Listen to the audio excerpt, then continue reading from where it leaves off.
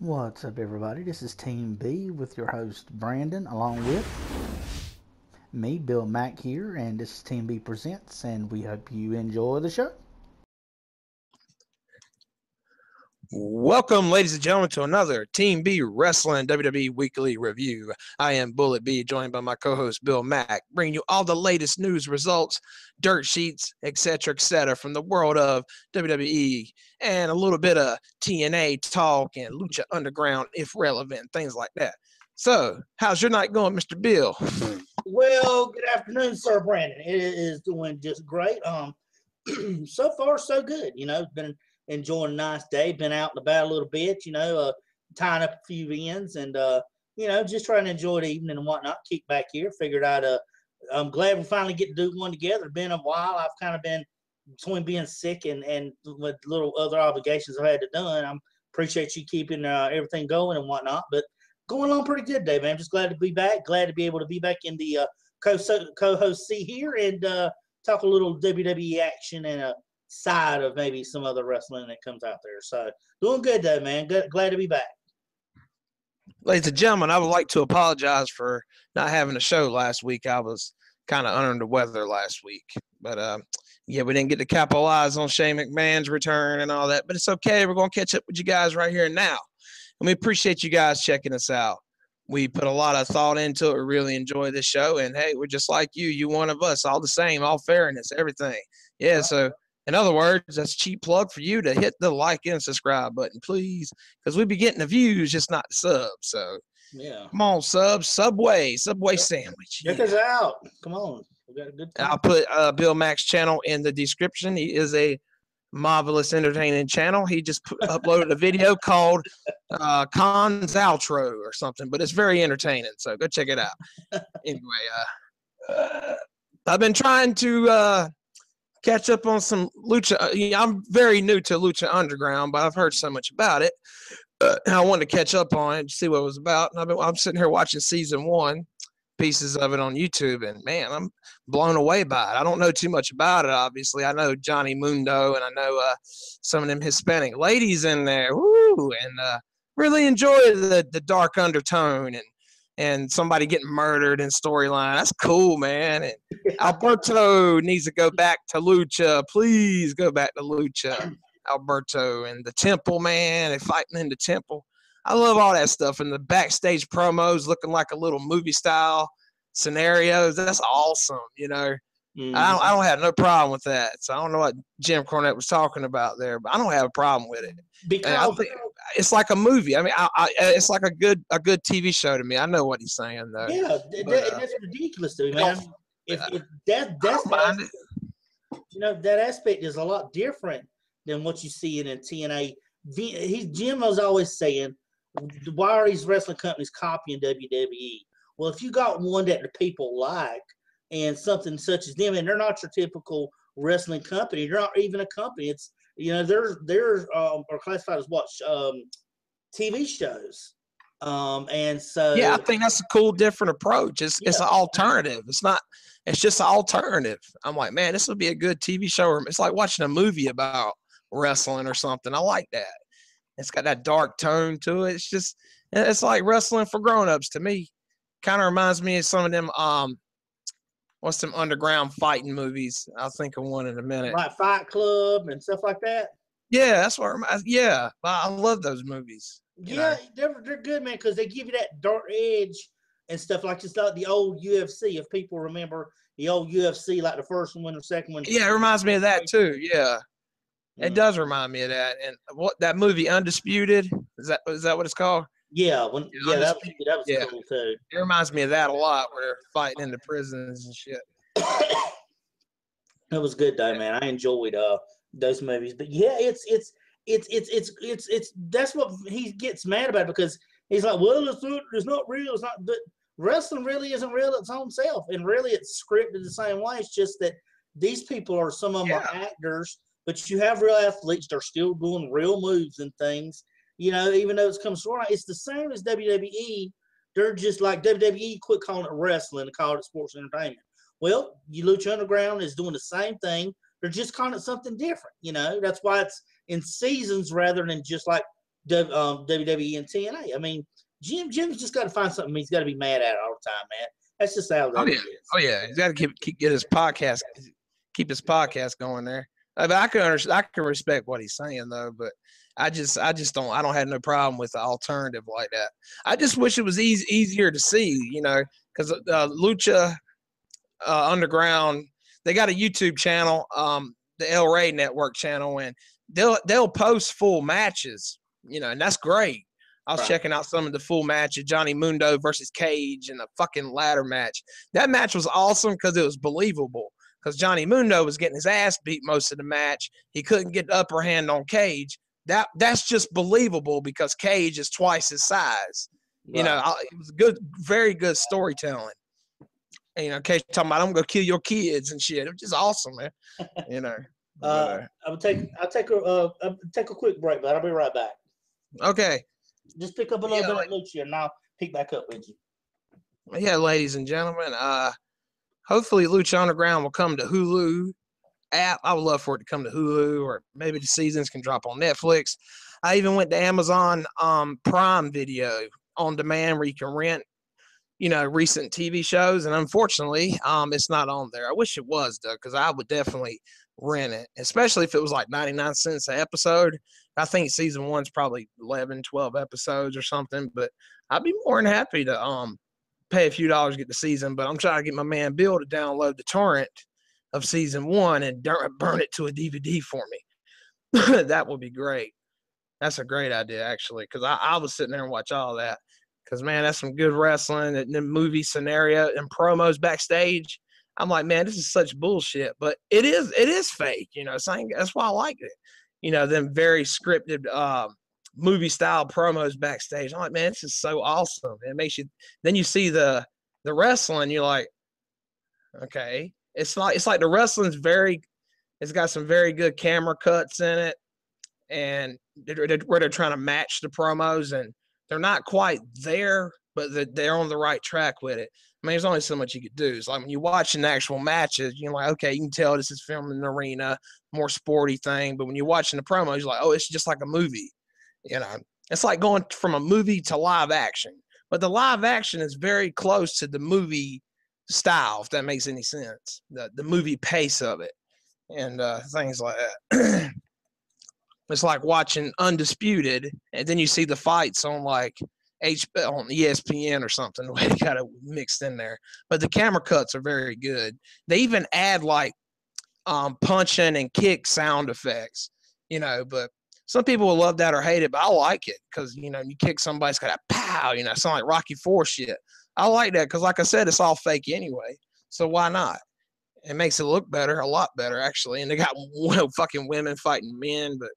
Yeah, I enjoy it so far. But, yeah, ladies and gentlemen, we had Fastlane last weekend. Very disappointing pay-per-view. I thought it was, mediocre, okay.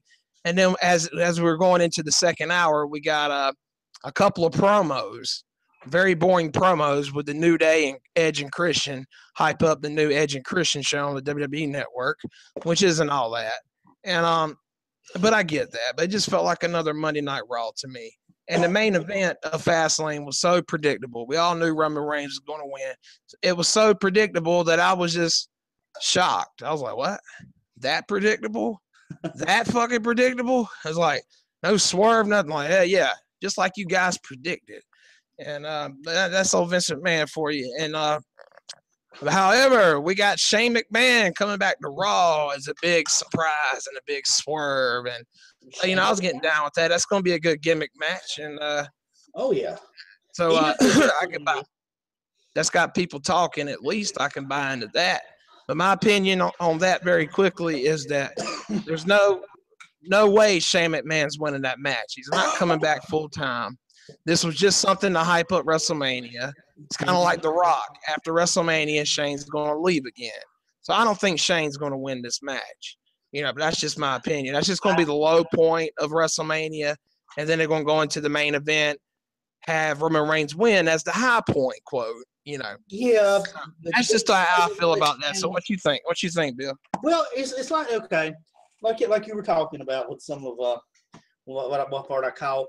I feel like first there were so many different things. Because I'm like you, it's good that they give you that chance to kind of make you wonder, well, what's really going to happen? Is Shane really going to do it? Is the Undertaker? I mean, it's good to even question him because like before, like when it was Bray Wyatt, you and I talked about, we're like, oh well, we know Bray Wyatt's going to get squashed, but it's like you're saying now. But there's a bit of mystique to it because you don't really know what they could have up their sleeves. But I'm agreeing with you. I will agree with you with this because I feel like Shane may take some bumps in this match. He'll take the high spots of the match. Undertaker is not able to do those high spots anymore. So I'm thinking like you that while he may, I feel like that he is going to, that he's going to basically take the high spots, let the Undertaker, work a slow match with him. And I just feel like the Undertaker's going to win because I don't see, like you said, he's not going to be back full time. I don't even know if he has a position still within the company. For like you said, it's just all storyline because their card was very weak.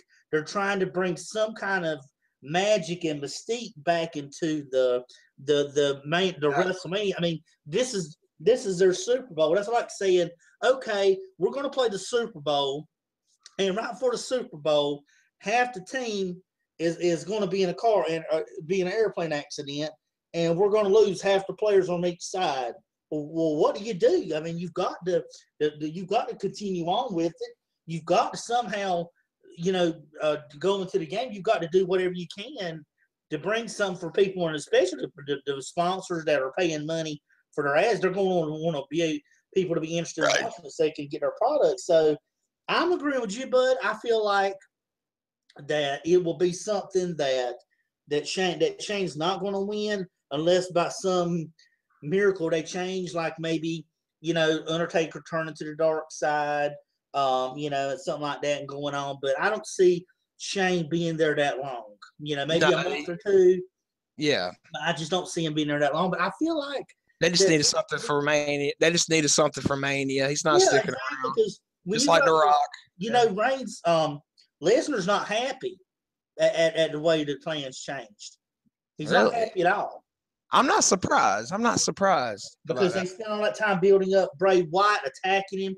Because that's like saying, okay, that happened to you at Survivor Series? When was it that he cost them the Rumble. Right, the Rumble, right.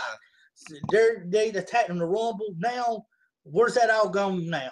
Down the drain because but I can understand people wanting to rather see Dean Ambrose fight him to Bray Wyatt, but Lesnar's not too happy because he's like, well, what was all this?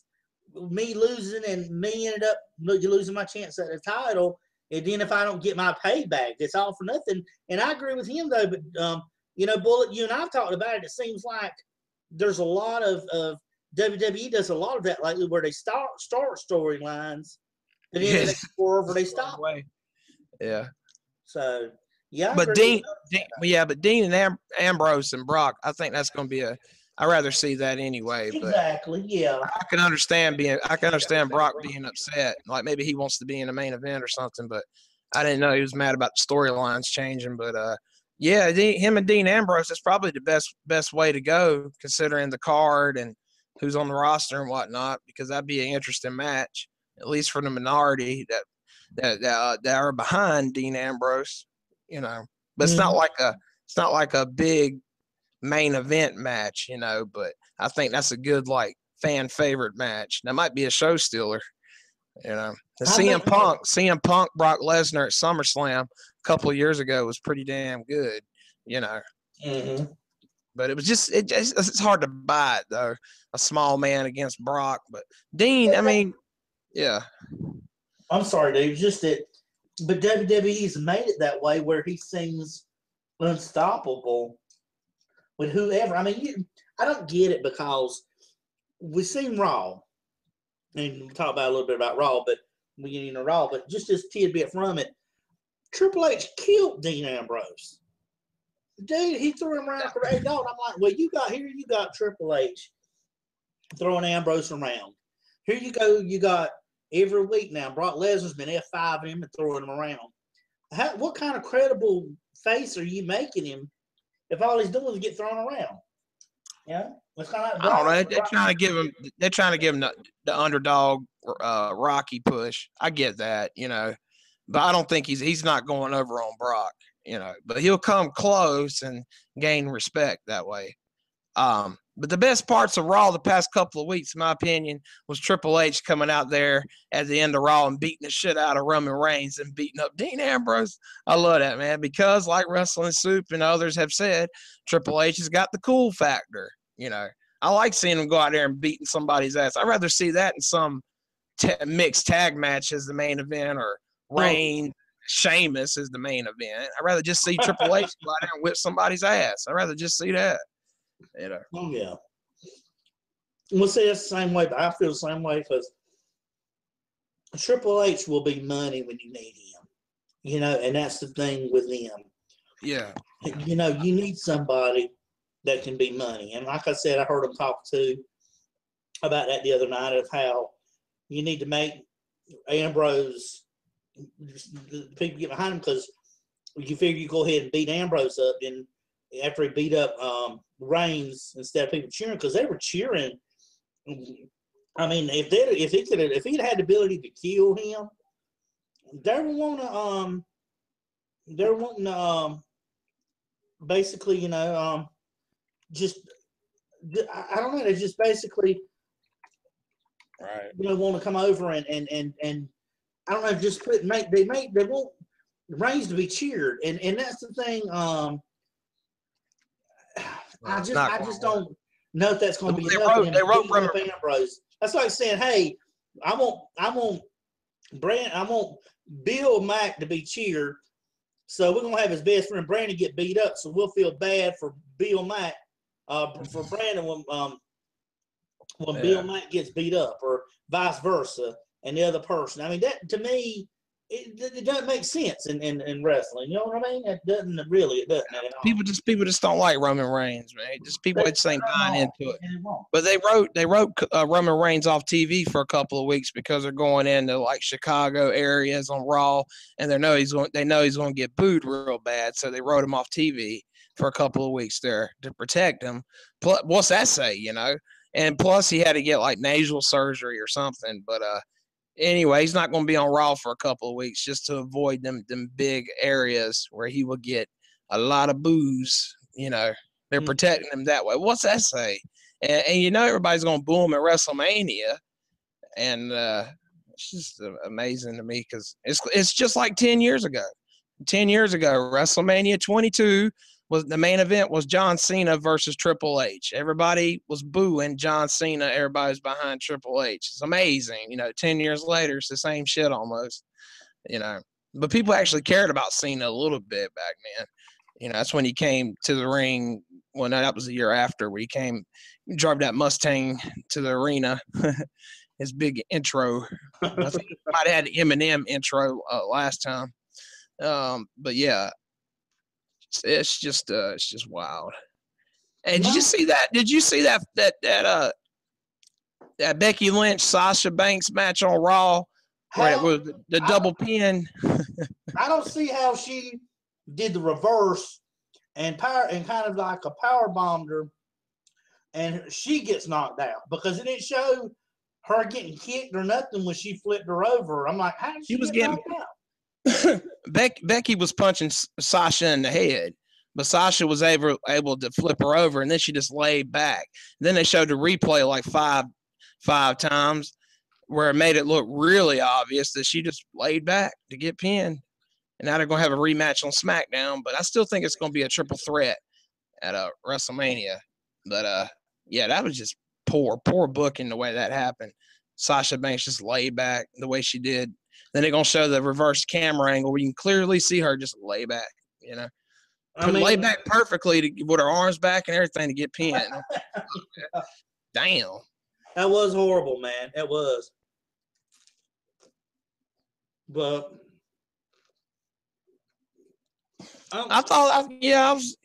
Stephanie came to Raw and cut a promo with the Vince McMahon Vincent Kennedy McMahon, what's it called? That award. Legacy of Excellence.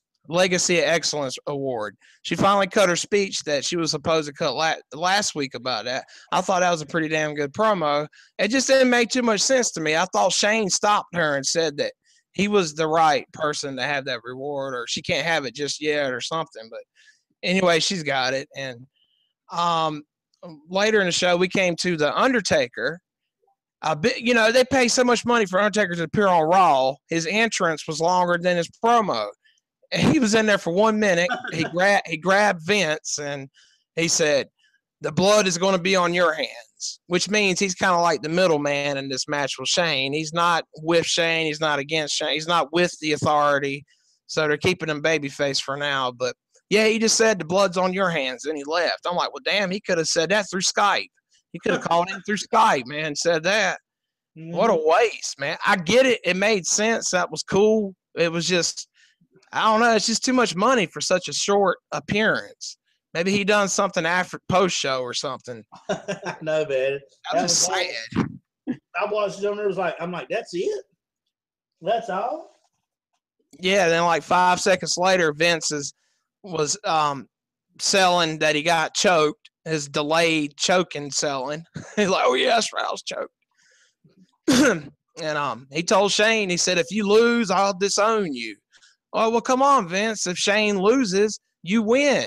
You want to disown him too? You get what you're getting, what you want either way. He's running out of his wheel and all this other stuff, and yeah, but he's getting what he wants either way. I know, man. If Shane loses, come on. I feel but so I get bad, it. But this is what it's come to: a short, made and build up of a match 2 weeks or before, or a month, less than a month before the pay-per-view. Really, really sad, though.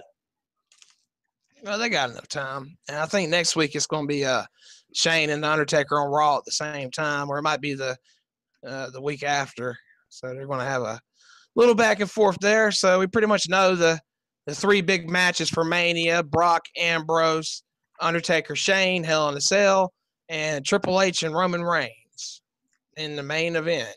But see, I agree with Solid Monster. I was thinking that Shane and Undertaker should go on last. That should be the last match. However, if Shane's losing the match, so you don't want to put that on last if he's losing. But I'm always for the title going on last anyway. Yeah. Yeah. I just know nobody's gonna care about that. Roman Reigns and Triple H.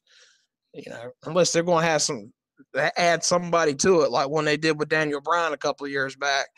Well, I don't know. They can't add anybody to it. But like you said, maybe they have The Rock as special enforcer or something in it. Maybe Rock and Cena be out there cheerleading. I'm pretty sure. I'm going to see Reigns turn heel, man. Yeah. So bad. It'd be cool to Rock being the enforcer. And everybody think, oh, Reigns has got the odds state in his favor. And something happened or The Rock calls it straight down the line and it pisses Roman off because Roman thought maybe The Rock was going to help him. And then when he goes that, like he braces him at the end, he clotheslines him or something. That'd be so cool if he did that. That's how you make him an ultimate heel right there. Clothesline the people's champion. See what that'll do. That's what I'd be looking forward to. Yeah, it'd be a nice WrestleMania moment. Mm-hmm. Kind of like last year when Seth Rollins cashed in. Be one of them WrestleMania moments. They got to do something for WrestleMania in Texas, considering the crowd and how big the shows are going to be. If they can get 100,000 in there. And the Freebirds were finally, yeah. Officially going to become inducted into the Hall of Fame too. A group I grew up with, loved growing up with the Freebirds. I love Freebirds. But hey, before the Freebirds were announced last week, they showed the Hall of Fame class, and it was Sting right next to The Godfather. I thought that was so funny, man. You got a long respected career in Sting standing next to The Godfather, who was known for his entrance. I was like, wow. WWE, I love him. That's like putting Einstein next to Beavis and Butthead. That's what it reminded me of.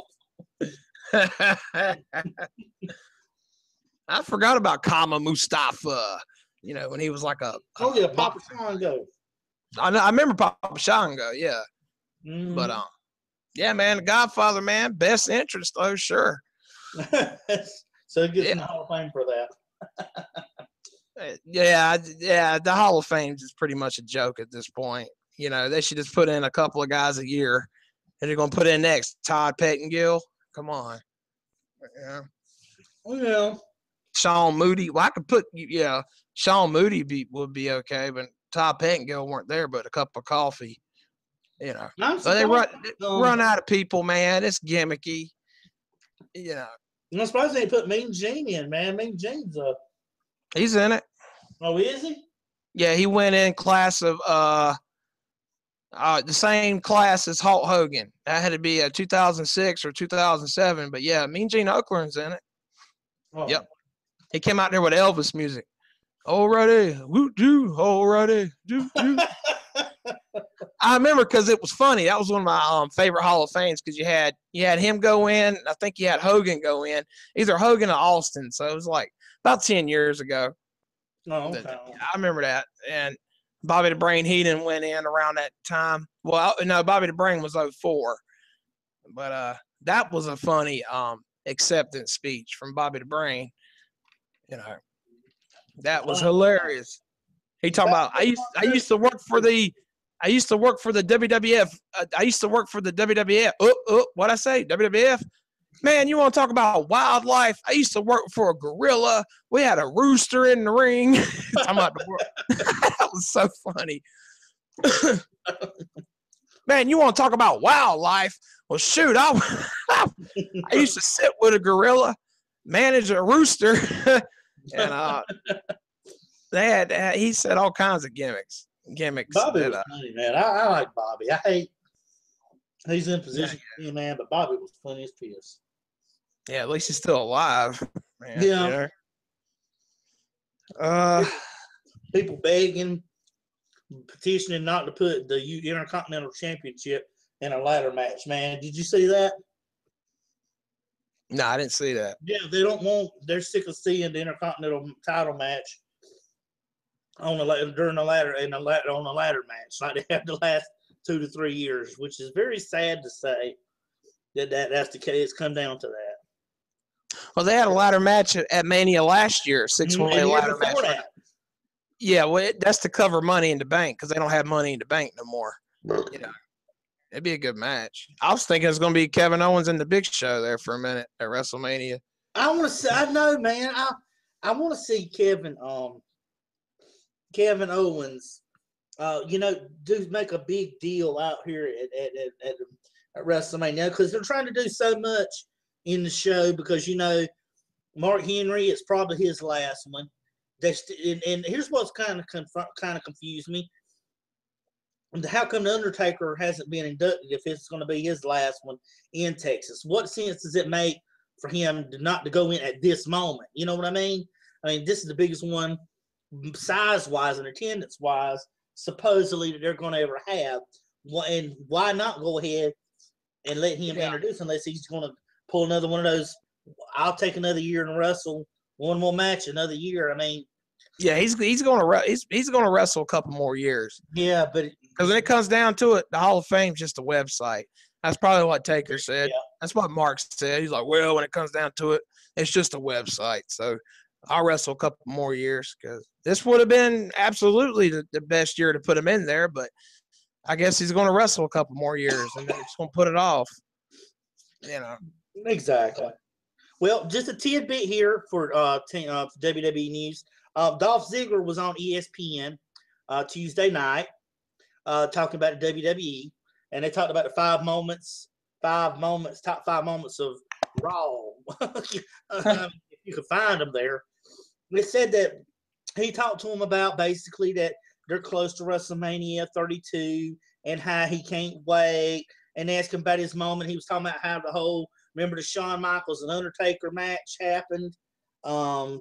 Yeah. He talked about winning the WWE title after WrestleMania on Raw. Remember he cashed it in against Del Rio when he won it, and then it was just a great night for him. And, talking about how the fans have been behind him and made a big difference in his career and whatnot. And just, he talks about him being a Cleveland Cavaliers fan since it's a sports show. They're going to mention something about sports and all. But he was the guest. I know not a whole lot, but he was the guest this week on ESPN because they try to have a ESPN WWE moment every single. Hey, here's two gems to watch on the WWE Network. Check out the Stone Cold podcast with the Big Show. That was really good because Solid Monster was hyping it up as the best one. I don't know if it was the best one, but it was really good. And check out Legends with JBL. He's got Eric Bischoff on there 2 times, part 1 and part 2. Oh. 2 hours of Eric Bischoff, so I thought that was pretty cool. And Eric Bischoff said he was interested in coming back in WWE at some point. Well, he talked about doing it during a interview of wanting to get back kind of in wrestling again, man. So maybe because TNA, and this is a flash TNA. Did I just say it? Yes, I did. The 3-letter word TNA. I got something to say about them. Yeah, TNA 10-bit. They are officially up for sale. Yeah, yes, you heard it right. They are officially up for sale. Dixie and the boys was up in L.A. and New York this past week. It claimed they were looking for investors to help invest for the future of them, but that's not so. The company is up for sale. So guess what that means? Shane's going to be on TNA one night, simulcasting with Raw, and Vince is going to be on there. he's going to challenge him for TNA. But that's like Walmart. That's like Walmart acknowledging the Dollar Tree. That ain't going to happen. It's sad, dude. It really is. I hate that it has come down to that. I've really hated to see, and everybody wants to see, and including me, and I'm no including you. If TNA we both want TNA to do well because they provide an alternative performance and entertainment what WWE has. Now, I like TNA's. Their athletes are really good. Their gimmicks are really good. It's just they don't have a proper creative agreement with how they can get things together to be more entertaining because there's it's a tough market too in this day and time. A wrestling show trying to get over. WWE can still stay the same, right? Regardless, because just give you for instance. Raw ratings, not trying to interfere, Raw ratings for this past week says the show scored a 2.63 rating, which is down from last week's 2.73 rating. Damn. They said the show averaged 3.742 million viewers, which is down from the 3.884 the show did last week. So it basically dropped 100,000 viewers last week. But Hour 1 averaged 3.961. Almost 4 million viewers watched Hour 1. But as it typically does, Hour 2 drew 3.66 million, and the final hour drew 3.55 million. So as you see, even though it's the number 1 ranked show in the top 50 shows on cable that night, they continuously lose viewers as the show goes on, because it's not stacked from top to bottom. Well, it's a 3-hour format's killing them, man. Mm-hmm. But they get more. That's what they want. They get more ad revenue that way. Yeah. But get back to that TNA thing, man. I hope for the best for them. They've got a lot of good stars, and I've watched a few of their shows. It's just that they just can't get it together for whatever reason. I mean, those guys try hard. I mean, they'll fight in front of 10 people. That's the problem, man. They put on a great show. That's the problem. Yeah, exactly. They put on a great show and nobody cares. I put on a great show, nobody cares. It's just a tough market. Yeah, it's just a tough market. There's too much too much TV out there, too much internet TV.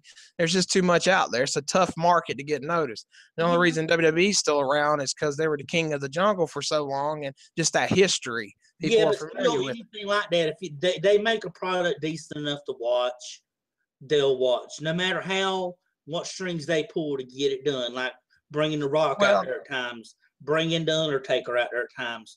Yeah. Bring in TNA's problem, in my opinion, was always their marketing.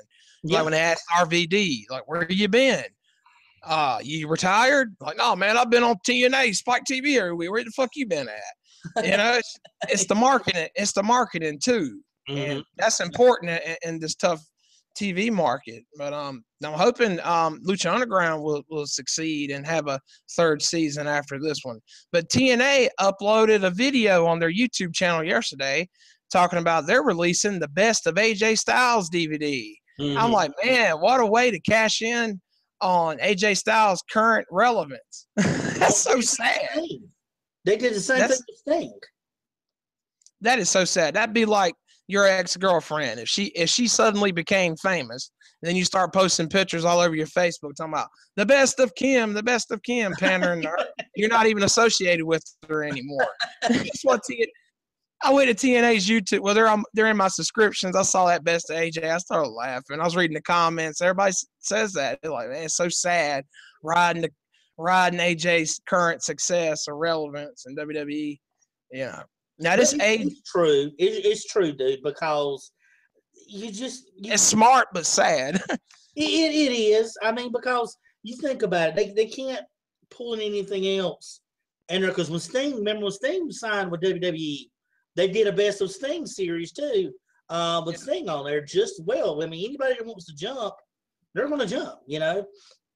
But I just think it's sad, and poor old, and we don't even have to mention this much, but poor old Global Force Wrestling. Jeff Jarrett's been a year, no TV, no nothing. I mean, at least Pop TV is kind of a barter thing with TNA. They got going on there, so they kind of can help each other out. But Jeff Jarrett's tried so hard. I think what he needs to do is him and his daddy work things out. Let them get TNA back over again. Add some of these other guys with their guys, and just have somebody that's creative in the business that knows the direction it needs to go. Because you look at Vince McMahon, I'll give it to Vince, dude. Vince has always had his hand in wrestling, always had a creative hand in it. And now Triple H, other than the internet wrestling community, IWC, Triple H is really good with handling NXT and what the situation is with him, because that's his baby. They need someone in the business like that's that kind of savvy, that kind of says, okay, this is what the fans want. This is what they need to look for. This is what we want to give them. You keep throwing guys in there like Terry Funk and then them fighting that's been 50, 60 years old on these new generation guys. I mean, I understand you got to have some kind of name, but you got a lot of indie guys that could do it. But you got these guys like this, and plenty of guys. Jay Lethal, which he's in Ring of Honor, but you got plenty of guys that you could do this. Why not go ahead, like Jim Ross said a while back on his podcast? Remember, you and I talked about it. Combine them together, let them all kind of have one big show a month or a week, and just different things going at it, or at least 2 shows a week to compete. You ain't got necessarily doing the same night, but at least get a fan something else to watch. Because like you said, Lucha's entertaining. Lucha is funny. Yeah, I love Lucha so far. Yeah, and you will. Season 2 they're working on season 2 now, if they're not finished it. But at the Temple, but it's entertaining to watch. It'll keep, because there's demons on there. There's people that have been killed. One person killed somebody else on there. I can't remember. There's so much entertainment on there to watch. But you're like, oh man, this ain't real. You can tell that, but you can laugh it off and it be entertaining rather than watching WWE. Because you watch WWE, you're like, man, and the same level of knowing it's not real, but you kind of like just blow it off and like, man, what are they trying to show? I mean, that's the thing with them though. But hopefully, yeah, because Lucha can get away with it. They're coming off. They're saying they're a TV show. Yeah. They're coming off as it's like an Undisputed movie. They're coming off that way. Yeah, it's kind of like when Stone Cold got hit. What was it? Stone Cold got hit with the car, and they tried to figure out when he come back who did it. And I did it for The Rock. I did it for The Rock. Shut your mouth, you thong-wearing fatty. If you're some male. Yeah. So that's what I'm saying. They can do it. They just have to. TNA just got to do something to get that spark back, because I don't want to see them lose it, because there's really nothing else. And as much as entertaining as Raw can be at times, and they have been in the past, it sucks when you're the only company that's out there for people to be able to watch. You know, Oh, 'cause man. it doesn't do anything good. I mean, you look at what's happening now. When WCW got bought out, them Downhill. 7s, 8s, 6s, they've all dropped because you don't feel like you have to compete no more. There ain't nobody. TNA ain't nothing but a spur in the bottom of their heel. They can just prick off. They don't have to worry about Ring of Honor because they can buy their guys. New Japan, same way. But New Japan's number 2 worldwide, but it's just not that recognized well, over see, here. Vince raided and bought like 4, like AJ. Yeah, he Styles. steals their yeah. He treats them like the AWA for go there and steal all their shit. Yeah. So I get that though. You know, WWE trying to get you stay relevant, stay in business. and that's the thing is, Vince, they don't have to because they do so much other things that deal with that. You know, I mean, it's an ecosystem, like Vince said in that conference call. It's an ecosystem. It's an ecosystem. We got 10 million YouTube subscribers now. I'm like, well, yeah, only 3 million are watching your show. Well, it's the ecosystem. You know, it's Netflix's fault. Bullshit. People watch The Walking Dead. It gets 7-8 million viewers, probably more. Right. Go ahead.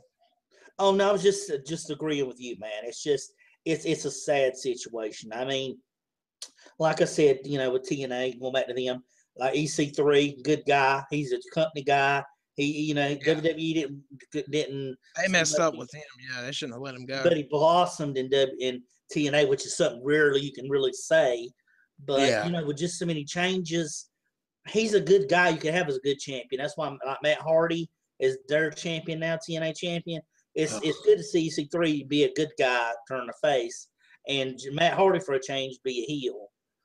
But I'll tell you, man, it's just a lot going on right now. But you hope what Vince is doing. I hope coming out of that WrestleMania is a success. You know, I really do because I think it's going to be a good show. Last year's WrestleMania didn't have a strong card, and it was a good show. But people don't really remember it. But I think it'd be good for what it is. And look forward to the next few weeks leading into Mania. I'm curious as what they're going to do with Stone Cold and The Rock at Mania because I don't think they know yet. Because Stone Cold said he was going to be at WrestleMania this year in some capacity. And you got The Rock. He's going to be there. They haven't announced what he's going to do yet at all. So I think they don't know. It's going to be a last-minute type of thing. I hate when they book everything a week before on the go-home show. I hate when they book everything, most of it on the go-home show. I can't stand that.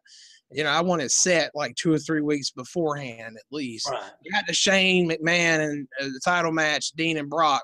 They got that settled in there. Yeah. So that's okay. But, I'm trying to think what else happened on Raw. Well, you had, because they had let's see, what was it? Chris Jericho. I can't stand that Y2AJ. That is so gay, that name. Y2AJ. I think there's going to be I think Chris Jericho's going to, knowing Jericho, he's going to turn on AJ because Jericho's been a little too nice to AJ Styles. I think he's going to turn on him and maybe they'll have a match at Mania. Because why the fuck they want a tag team title match on Raw next week when they could have had it at WrestleMania? Mm-hmm. Exactly. And you're right with that, man. They also talked about basically. I know they mentioned the Miz getting a win over Ziggler, and they're talking about this possibly being some kind of key win for him towards some match. So maybe they're going to put Miz in WrestleMania as well, which I would think that's cool. I think he's gonna make the pre-show Andre the Giant the Battle Memorial Battle Royal. Hey, you imagine going to the locker room. Hey, Miz, you made the show. Yeah, the kickoff show. No, he was on the kickoff show last year in the Battle Royal one. But that was kind of a tidbit too. Ryback, which you and I discussed before we came on. Oh yeah, tell me about that. Ryback has totally changed his outfit. Yeah. You and I have seen his outfit. He finally became Gilbert, man. Yeah, he went from the tie-dye. He made those own colored shirts and everything. To all of a sudden, the black fist gloves, the black elbow pads. the black tights. I like that though. That fits him more. Well, he yeah, but he looks so RVD much like Goldberg with that bald head, which anybody with a muscled up body with black on and that likes Goldberg. It's like when Stone Cold, was out there wrestling. Stone Cold had to do the same thing, which not saying Stone Cold copy Goldberg, but it's just something who can relate to people like that. Anybody comes out with a bald head and muscled up and with stuff like that, you're going to automatically compare him to Goldberg. But Ryback all of a sudden he left. He said he was going to be more of on his own, do his own thing for him. So like we talked about last week, he's still trying to get that push. He fought against poor old Adam Rose. Just called it, man. Adam Rose ain't on TV much. But I feel so bad for Adam Rose. Right, yeah, the mongoose, ain't that what they call it? The mongoose now? Yeah, he got beat down. He got beat down horrible by him, by Ryback. Right after that ESPN documentary on NXT is when they should have capitalized with Adam Rose, but man, he's just a joke now. Job squad. But Gilbert, Ryback. All he's missing is the body hair, man. Then he could be be Goldberg. Exactly. But he's gonna fight Goldberg at Mania. That's a rumor going around. They did say that they were in talks of and wow. That's going to do anything. That's going to be a squash match. There's no way because Goldberg will destroy his career just like that. If that happened, I like to see Goldberg cannot wrestle like Eric Bischoff said. We had to use him to his limitations, and what we had to do was we had to basically put him in these short matches because they were talking about him, carrying on long match. He said we know he couldn't do that. So Bischoff, that's why I say Bischoff is a mastermind in wrestling. Would be dangerous if he was the head of a company to work it. But because he knows what limitations and what not to use. He's very creative. He ain't going to sit there and put Goldberg out there for an Iron Man match because he knows it ain't going to happen. But right. Especially after giving Bret Hart a concussion ending his career. Yeah, but he's stiff. He hits hard. But Brandon, you and I have watched wrestling enough. We've seen so many kicks before. I've seen people get kicked harder on the head than that. Yeah, that's true. You seen the kick in the head that he did to Bret Hart for that concussion, right? Looked like he didn't even hit him. Well, that's what I'm saying. I've seen harder kicks than that, and I'm amazed. I'm like, that gave him in his career. I've seen. I mean, you watch Raw the other night, dude, and the kicks they kicked him like we watched. They kicked him right beside the head, man. It's like taking their neck from under him.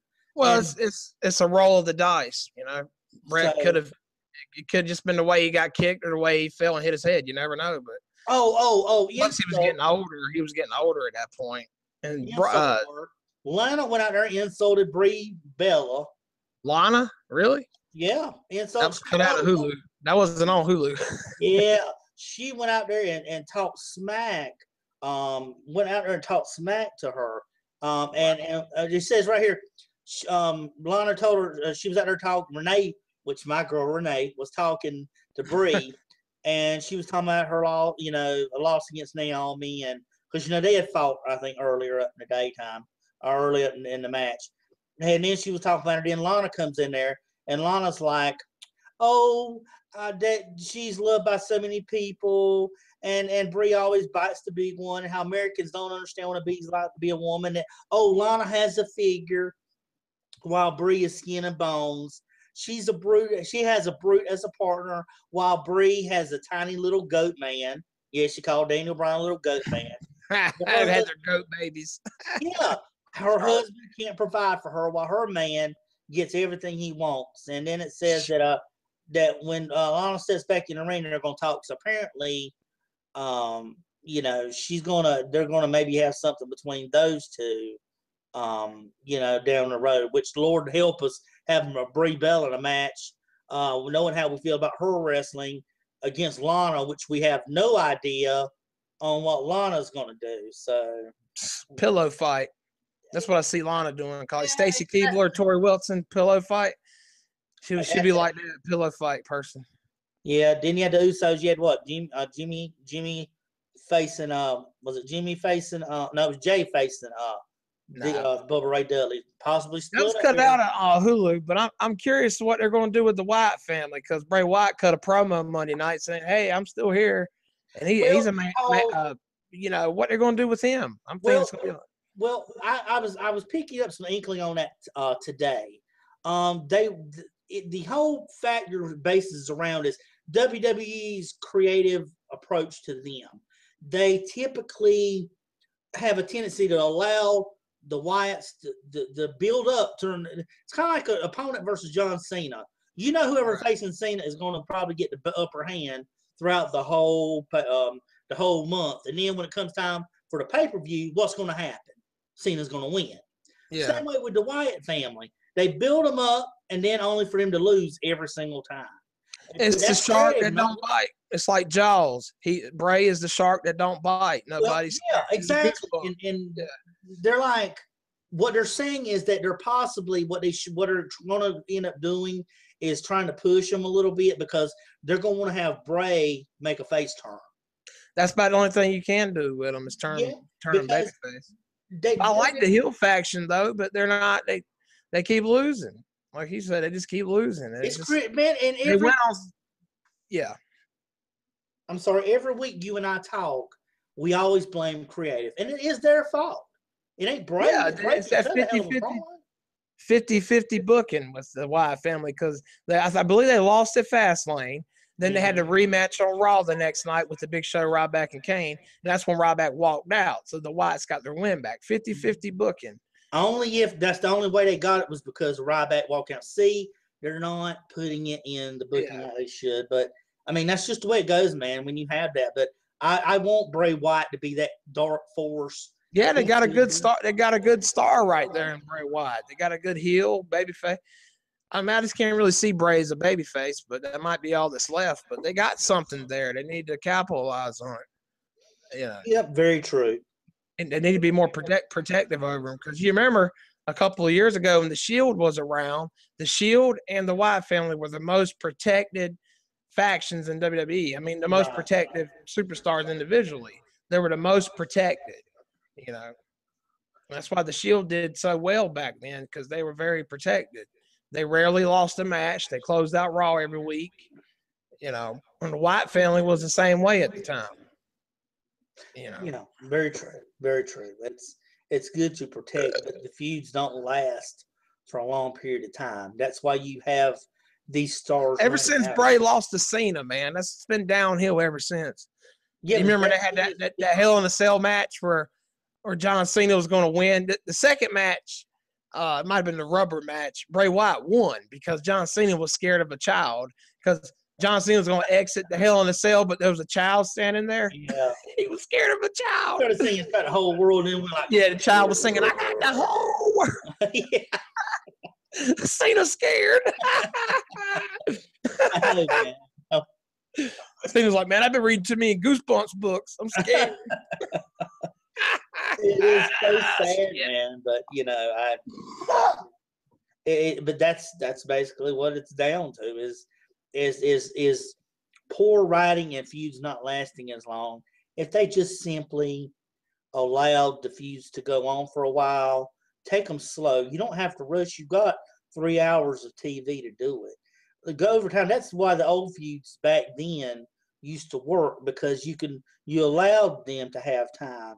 You allowed them to be able to do and take time. That's why you seen Flair and them feud like maybe, I don't know, 2, 3, 4, 5 a year, in months, a year, whatever, because people were invested in it. If you invest in the people watch, you can't say, well, that's a long time.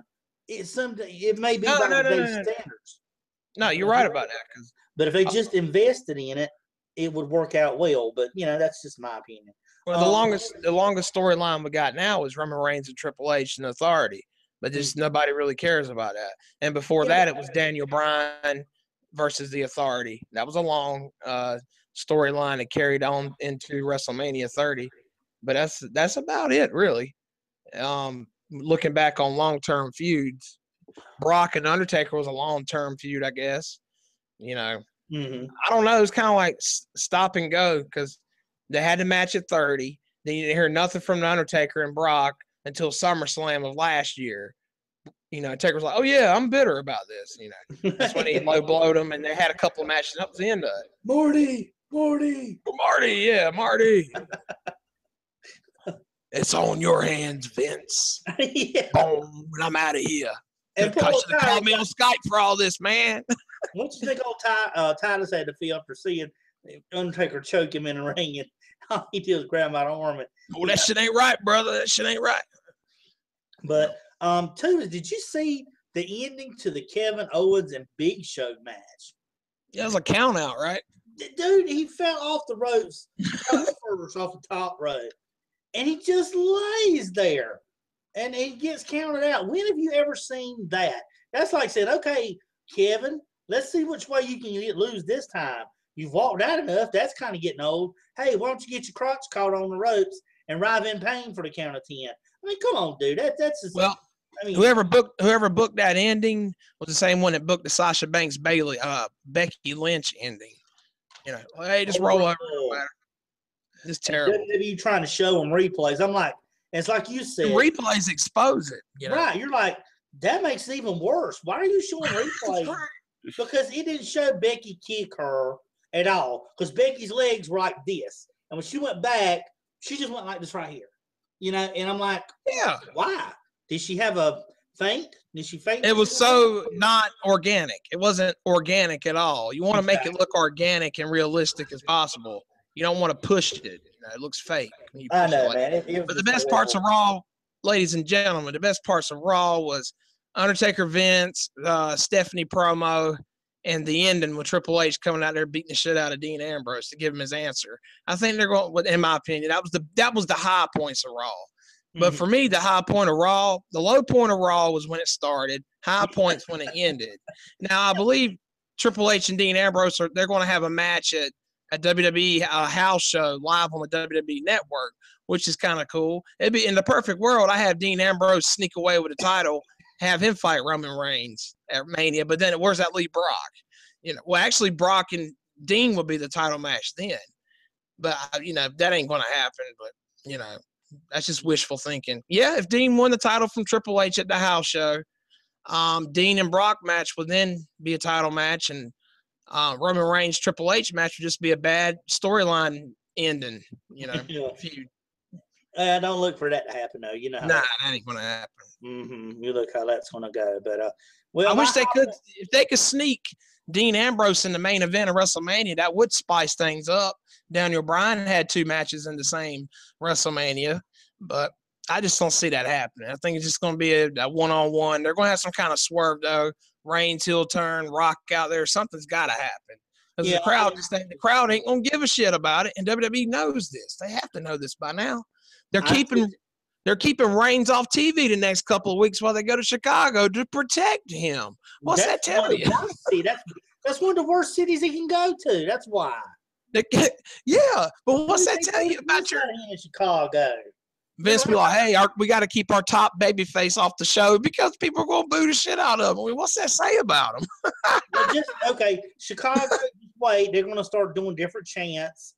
Because good thing, at least, I feel bad for Sheamus when he has to go out there because they're going to book Sheamus for a match. That's what I love about Triple H interrupted that Sheamus Roman Reigns match. That's what I love about it. He just fucking interrupted it. That was great. Nobody cares. He just fucking interrupted it. You know. I said, that's it. You know. Oh, man. Roman Reigns and Sheamus. What was it? Monday, but this past Monday, it was Dean Ambrose and what was it? Alberto Del Rio. And that's when Triple H walked in. You know. So I like Alberto, man, but he needs to go back to Lucha or something because he's just a waste in WWE. Rusev, I don't think he's going to be on the unemployment line sometime, looks like. What else can you do with him? He's just a job guy now. Ever since Cena and ever since TMZ, it's been downhill for Rusev. You know, nobody takes him seriously no more. And Wade Barrett's leaving. So yeah, you got a few of them leaving after WrestleMania. You got like what, four or 5 of them. Jericho's probably leaving. That's why that swerve you mentioned. Jericho's probably leaving after WrestleMania. Oh yeah. Again, so look for something like that. Like you said, it's probably a swerve with him and AJ. But I think it's been a good bout having Jericho. Jericho's the right person to bring AJ in. You can't have somebody like the Big Show being his first matchup, but having him go against Jericho, a man of his size I think that was a good idea. They did really good with that. Absolutely. With bringing them in, because it ain't going to work against the Miz. It wouldn't have worked against, it wouldn't have worked against Adam Rose or wouldn't have worked. He knows. They put him in there with who he knows, and he knows Kevin Owens. Him and Kevin Owens can have a feud because they had a match. See that. They had a match. See that. It's on YouTube. They had a match at House of Hardcore 4. AJ Styles versus Kevin Steen. Excellent match. Very good match. So them two. Tommy Dreamer, right? Tommy Dreamer's organization. Ain't that House of Hardcore? Yeah, it must have been. I don't know. I just watched it. Was. That was a good match. So them two definitely can dance. You got to put them in there with somebody, either a veteran or somebody he can dance with pretty good. That's on his level. Well, highlight of Raw for me was the highlight of Raw for me was when they actually showed the dude from Kristen Knows Best at ringside. That's set it up. And the Freebirds, that's great. Yeah, I'm joking. Yeah, the Freebirds to me was the high point because I grew up watching them, and I'm glad to see them make it to they needed to be in some Hall of Fame. So yeah, because I got tired of Michael P.S. Hayes being on Legends of Wrestling broadcast show for WWE On Demand and Network now, where he'd be on his panel talking about, man, when they're gonna put you in the Hall of Fame? He'd be like, I don't know, maybe next year, hopefully. And this was 10 years ago, and now he's finally in there. But, very true, very true. So yeah, that was my high point of Raw. My low point of Raw was, like you said, we mentioned just now, that whole Becky Lynch and Sasha ending. That was just a horrible, no explanation for it. The other stuff we talked about, you could talk about with substance, but that just didn't make any sense to me. And they kept showing the replays over and over. So that was kind of my high and low point of Raw for this week. Yeah. What I liked about Raw last week was the opening with Brock beating the shit out of Dean Ambrose in the parking lot. That was pretty cool. I don't want to leave that out. I like that. That was pretty awesome. Yeah, Ambrose. That's why I told you. Ambrose can take an ass whipping and keep on going with it. Oh yeah, he's a good bumper. Yeah, good bumper. That's why I want to see him get the title at least one time. At least get the title one time. 2 is having Roman Reigns turn bad. I don't care if Roman Reigns turns heel and gets the title. I just want to see him turn heel. I don't want to see him get the title and not turn heel. That would be kind of a disappointment because everybody on this planet, except Vince, like you said, has been calling for him. Just turn him heel for a while. Let the people. It'll be easy for the people to dislike him, and then later down the road, after maybe a few months or close to a year, turn him back again, because you could put some feuds. But like I said, dude, before we close down, if they spread the feuds out over time, you get more opponents that way. When you run them through Brock Lesnar, Brock has nobody left to fight, basically, that he hasn't fought. Who are you going to run him through that he hadn't fought already? Because you're feeding them to him one at a time, month after month. Now, I know WWE's fans are so expecting of it to happen, boom, boom, boom, boom, but you got to take time and let it go back and forth. Let them interfere in each other's matches. Let them play mind games with them. You know, back when DDP was chasing Undertaker's wife down? Right. That took over a month or two, a little while for you to find out who it was. Just give it some time. That way you can give them. I'd rather have 5 opponents in a year and a half than 5 opponents in 5 months. Yeah, I agree. Yeah. So that's just all I had to say. I just think they feed these top guys or these heels these opponents, and they don't have time to establish a solid storyline that can keep up for a few months. At least spread it out because they run out of people too quick. Yeah, makes sense. Yeah, so that's my remarks. All right, ladies and gentlemen, we catch you guys next week. Thanks for watching. Be sure to like, subscribe, share if you want to. If not, I don't blame you. And make sure you guys get out there and follow the GOP debates and politics. Keep up with the world if you're in America, and wherever you may be. All good things to you and your families. And y'all have a good day, good night, whatever. Peace.